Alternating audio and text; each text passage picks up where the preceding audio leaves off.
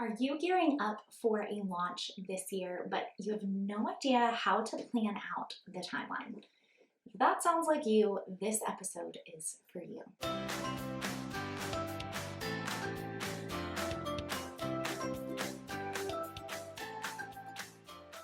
Hey y'all, I'm Kat, biz coach and integrator for creatives, helping you make dreams and dailies happen. In this episode, we are talking all about launch timeline. What does it look like from start to finish, and how can you be the most prepared? I actually have a free download for y'all called the Launch Blueprint, and I'm going to make sure that it is linked below. So if you are gearing up for a launch this year, this blueprint is going to walk you through every step of the way. We're going to talk about some of the details of the launch blueprint in today's episode, but I want you to have a rinse and repeat version. So make sure that you grab that freebie below so that you have an even better understanding of what to do when you are prepping and planning for your launch season. So when you are thinking about your launch timeline, I talked about this in last week's episode when it came to my launch must-have. I'm all about starting backwards, like working backwards. So selecting the date first, and that allows you to figure out what's your time frame moving into that launch season. I love to at least have 6 to 8 weeks from the date of the launch to where you are right now for the prep.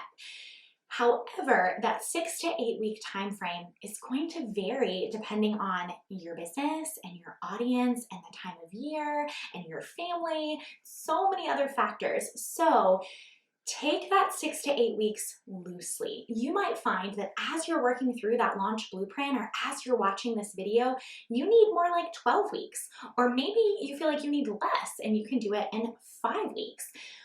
Think through timing for, again, both yourself and your audience, and then you will be able to create the most ideal overall timeline for yourself. For this video, I am going to suggest 6 to 8 weeks, and so that's what we're going to work off of when it comes to an ideal launch timeline. The reason that I believe 6 to 8 weeks is the most ideal mainly falls under the marketing category. So when you're thinking about that overall timeline, you're thinking about two different things. You're thinking about what's on your plate as the creator. What other clients do you have? What other projects are on your plate? What's happening in your family life? What's the time of year? Are your kids in school, not in school? Like, there's a lot of those timing things that factor into that 6 to 8 week period. And that's for you as the creator. But we're also thinking about your audience, and that's a lot of marketing.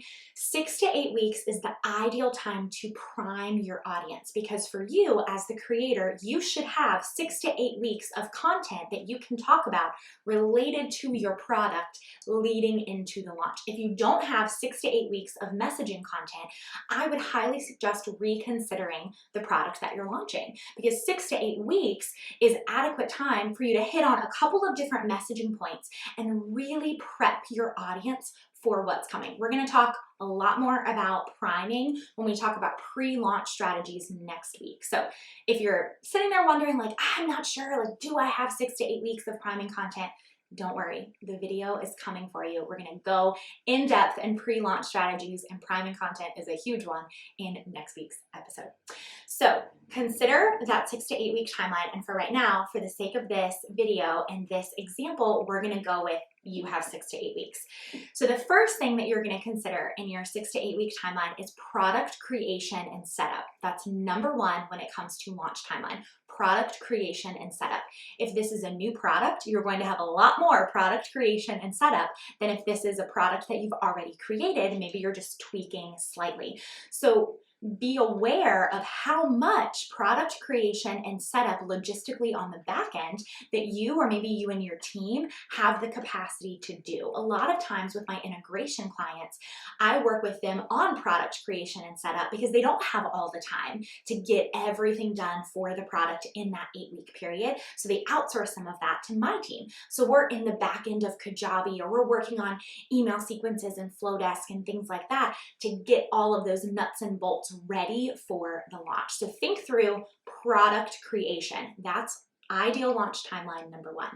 The next step in the process is that priming content, which I feel like I'm going to talk about in every episode until I'm blue in the face, because priming content and marketing and prepping your people is just so important, y'all. It's so important. It's a make it or break it.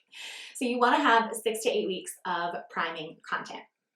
Here's the thing, you can be priming your people while you're also doing product creation. And that's why with my agency, a lot of times we'll get clients outsourcing to us because they want to overlap. They want to do 8 weeks and they're working on product creation, and in that 8-week time frame we're also doing priming content, and they just don't have enough time in the day to do it all. So that's where my team steps in to help. But you can have an overlap in product creation and priming content. Let me give you guys an example of what a timeline could look like. February 1st to March 29th, that could be the timeline for product creation. Then you could have an overlap, and priming content kicks off February 22nd to April 5th. So you've started working on product creation first. You gave yourself a head start. You knew it was a brand new product. You have the outlines to write, the slides to design, then the actual content to record, lots of moving pieces. So you want to get that started on February 1st. So you're going to say February 1st to March 29th, that's your period for product creation. And then starting February 22nd, when you're already a couple of weeks into getting the product ready for market, you are going to start priming, knowing that launch week is April 6th through April 13th. So that gives you February 22nd through April 5th for priming, knowing that open cart is April 6th through April 13th. I talked about this last week, but a great way for you guys to do that is to use a program like GoodNotes. I will outline that timeline that I just said to you. So that February 1st all the way through April 13th, every single part of the phases of that process, I would have here on my quarterly calendar in GoodNotes so that it's easy for me to make tweaks and adjustments as I'm going, and to visually see what's overlapping when, how much am I putting on my plate, am I putting on my team's plate, and I can really best assess, is it all going to get done in that time frame? So then the last part in your launch timeline is that open cart period. Typically open cart, I recommend a 5 to 7 day open cart. I find that anything over a 7-day period tends to get redundant, both for you and for your audience. You're going to be sending a lot of emails, you're going to be doing a lot of promotion, you're just showing up a lot in that time frame. 7 days is a lot to show up. If you start to go over that, it becomes exhausting both for you and for your people. So I have found a 5 to 7 day launch period is the best one for your people. Now, I do want to recommend that you test out several different launch timelines for yourself and for your product. Some products might need a little bit more than 7 days. If it's a larger ticket item, maybe it's an in-person event or a retreat and people need more time to work through the logistics of travel and etc. before they purchase. So test out some different times for yourself. Don't just go off of what has worked for me and for my clients. However, starting in that 5 to 7 day ballpark tends to work really, really well. So now when you're in launch week, you've got 7 days to work with. And in my launch blueprint, I explain to you and I give you an example marketing timeline of what could work every single day of that 7-day timeline so that you feel really equipped with when are you sending emails, when should you be on social media, if you're doing Facebook ads, if you're working on Reels. So many things go into the actual launch week. So in the launch blueprint, which is linked below, I give you guys a better breakdown of what you should expect every single day of launch week. At the end, you have post-launch. So when you're working through your launch blueprint, you're working with that product creation, you're working with your pre-launch strategy, you're working with launch, and then you're working with post-launch. Post-launch is the part of the timeline that gets forgotten the most. the absolute most, y'all.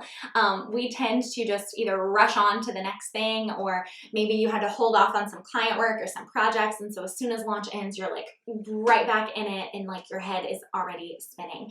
I want you to have some post-launch time, and I talk about this in the launch blueprint as well. Post-launch is great for you. It's also great for your audience. It helps kind of like just break it all down. You've been like riding this roller coaster with them, like building up and up and up and up to launch day, to launch week. You're showing up big. They're seeing you what feels like everywhere. You've got everything going for you, and now you need to bring it down. So think through, what are you going to do post-launch? I don't want you to go completely MIA on social media or in email marketing right after the launch ends. I also don't want you to continue to do what you've been doing at the same capacity, because you're probably going to get burnt out, and that season of hustle needs to have somewhat of a rest time. So think through, what would a realistic and helpful post-launch strategy look like for you, and make sure that when you are looking at your ideal launch timeline, you're factoring that in. So to recap, you're gonna have that 8-week of product creation. Product creation, first step in any sort of ideal launch timeline, product creation. Second step, pre-launch strategy. So priming content, starting to prep your audience marketing-wise. Third step in the launch timeline is the actual launch week. It's go week. You're all the places, all the time, getting your people excited for this launch. And then the fourth step is post-launch, that downward cycle after the launch has ended, both for you and for your people. Again, in the launch blueprint, I go over all of those steps in detail, give you specific examples just like we talked about in this video, and then even more, so that you feel fully equipped for your next launch. I'm excited to hear what y'all think. If you have additional questions while you are prepping for your own launch and you're thinking about the timeline and trying to work through some of the logistics, please drop them in the comments. I would love to help you. Thanks, guys. I'll see you next week.